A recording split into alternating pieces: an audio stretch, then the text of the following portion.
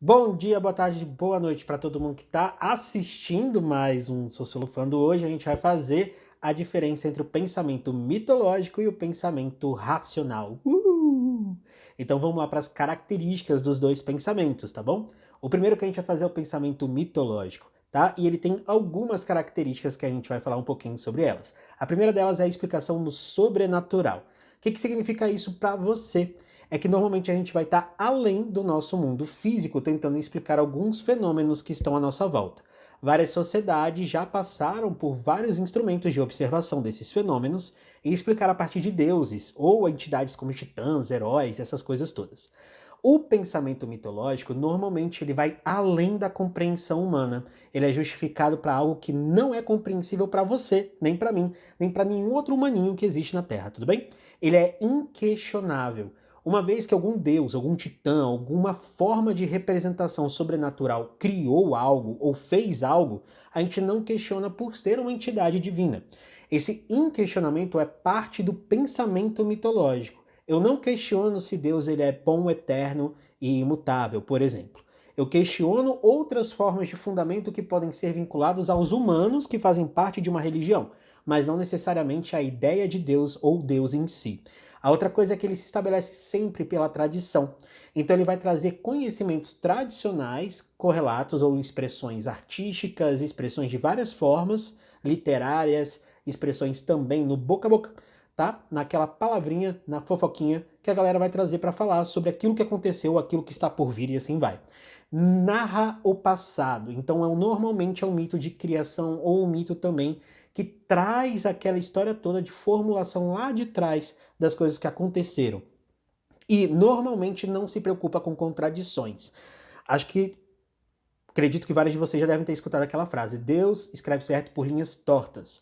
Não importa muito se o caminho ele não está fazendo muito sentido. Na verdade, aquilo que está acontecendo tem toda uma justificativa, porque foi Deus que planejou, tudo bem? E tende a manter o status quo, beleza? O que é o status quo? O status quo é a sociedade da forma que ela está agora, estruturada, com as regras, valores, comportamentos e tudo mais. Um pensamento mitológico, ele tende a explicar os fenômenos à volta a partir desses deuses e essas estruturas mitológicas, e eles têm uma serventia de tender a deixar a sociedade daquele jeito, daquela forma que ela está se expressando naquele momento. Quando aparecer em algumas provas, alguns momentos assim, vocês vão poder relacionar essa palavrinha com cosmogonias. As cosmogonias são formas mitológicas de pensamento ou alegorias que se expressam de uma forma muito parecida com isso que a gente está falando agora. Por exemplo, os deuses do Olimpo, a Ilíada, a Odisseia, e assim vai, belezinha? Nisso tudo a gente ainda pode trazer algumas coisas bem legais. Quando a gente discute pensamento mitológico, muitas das pessoas falam assim: ah, mas então o nosso pensamento atual ele é muito melhor do que o mitológico. Na verdade, não, ele só é um pensamento diferente. Ele é uma forma diferente de explicar os fenômenos à nossa volta.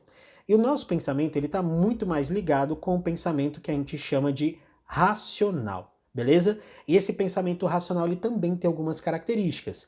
Por exemplo, essa passagem do pensamento mitológico para o pensamento racional, ela vai acontecer lá atrás, no momento que a gente vai contextualizar a Grécia Antiga e tudo mais, mas isso fica para um próximo vídeo, e ele vai trazer algumas características fundamentais.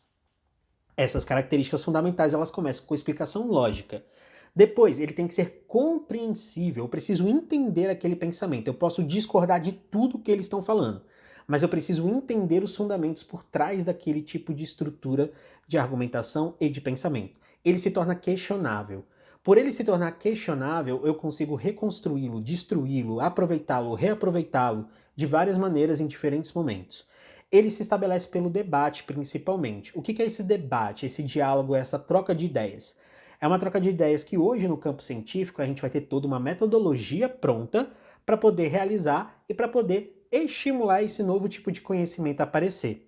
Ele se explica pelo presente, principalmente nas relações atuais dos fenômenos à nossa volta. Ele não aceita contradições. Eu não posso fazer uma forma de explicação sobre uma realidade, sobre um fenômeno observável e dar uma lei geral de funcionamento, por exemplo, e depois falar que, olha, essa lei geral ela só funciona quando eu acho que ela tem que funcionar. Em qualquer outro cenário ela não funciona. Eu preciso estabelecer metodologias que expliquem as minhas leis gerais de funcionamento ou as minhas formas que eu estou entendendo ali que elas são mensuradas, ou até mesmo explicadas por algumas coisas que eu coloquei, os fatores de explicação que estão dentro do meu fenômeno. E ele pode romper com o status quo. Cuidado, a ciência, ela pode romper com o status quo. O que significa isso? Ela dá mais elementos, mais subsídios para a estimulação de uma mudança na sociedade. Uma mudança na sociedade, ela vem por muito estudo, por muita ciência, por muito investimento nesses próprios tipos de conhecimento, só que a gente também pode ter a manutenção da sociedade por meio científico. Lá no século XVIII e século XIX, a ciência era percorrida principalmente e desenvolvida principalmente pela burguesia. Então a gente teve muito viés, principalmente na parte que a gente vai ter do desenvolvimento histórico do neocolonialismo, junto com várias ideias que elas estavam vinculadas a um ultranacionalismo e tudo mais, que elas desenvolveram teorias muito perigosas em torno da própria ciência, como também base de manutenção de algumas sociedades. E quando a gente pensar nessas formas de explicação sobre o pensamento racional e nas suas alegorias, eu quero que vocês se lembrem de cosmologias, beleza? Que vem do logos, que vem da lógica e assim vai. Então, tem uma parada também que é muito interessante falar, que é não há ruptura total entre o pensamento mitológico e o pensamento racional. O pensamento mitológico ele estaria muito próximo daquilo que a gente entende na sociedade ocidental e no Brasil principalmente como Deus. Seria uma das representações do pensamento que a gente vai chamar de mitológico. E a razão, ela está numa outra forma de explicação. Um dia, mais tarde, quando a gente falar sobre Platão, a gente vai ver como que Platão separou dois mundos, tá? E nesses dois mundos, a existência de Deus estaria muito mais próximo do mundo inteligível do que do mundo sensível, por exemplo. E por que que isso acontece? Porque, em essência, a nossa forma de explicação ela muda a forma pela qual a gente entende os fenômenos, mas isso não quer dizer que seja uma melhor ou pior do que a outra. Não há hierarquia de valor concreta para dizer, olha, o pensamento racional então é muito melhor do que o pensamento mitológico. Ou o pensamento mitológico é a chave do sucesso, o pensamento racional tem que ser jogado no lixo. Não tem nada assim dentro desse contexto. O que a gente tem que pensar é o seguinte, sociedades diferentes pensam sobre as coisas de forma diferentes. Então seus valores, crenças e até mesmo as suas formas de explicação simbólica com o mundo à sua volta são completamente diferentes. Vou dar alguns exemplos em filmes, tá?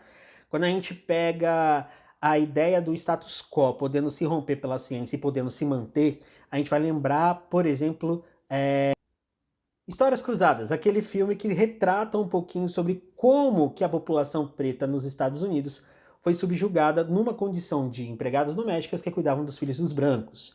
Só que ao longo do filme tem alguns discursos que a gente pode observar que foram feitos tanto pelo pensamento mitológico, que era quando a igreja falava sobre as diferenças entre pretos e brancos na sociedade, e também da ciência, que falava sobre a divisão até mesmo da forma de banheiro que a gente deveria utilizar, porque tem doenças que determinadas pessoas pegariam que outras não.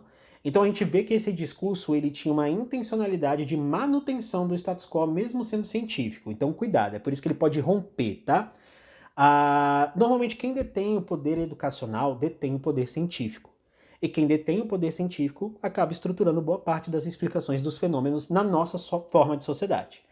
Eu tenho outras sociedades que explicam os fenômenos sobre outras coisas de outras formas.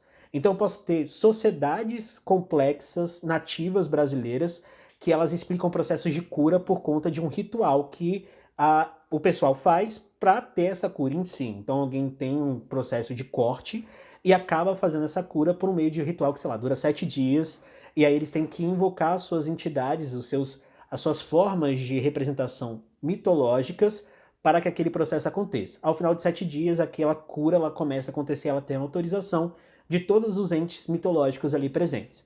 E aí eu falo para vocês, essa forma de explicação, ela é tão válida quanto a forma que outras sociedades podem encontrar. Por exemplo, a gente pode ir de acordo e de encontro com essa sociedade, encontrar que no meio do ritual eles utilizam uma planta que tem um alto poder de cicatrização, e a gente pode concluir que é essa planta que faz a cicatrização. Só que essa forma de explicação de mundo é a nossa.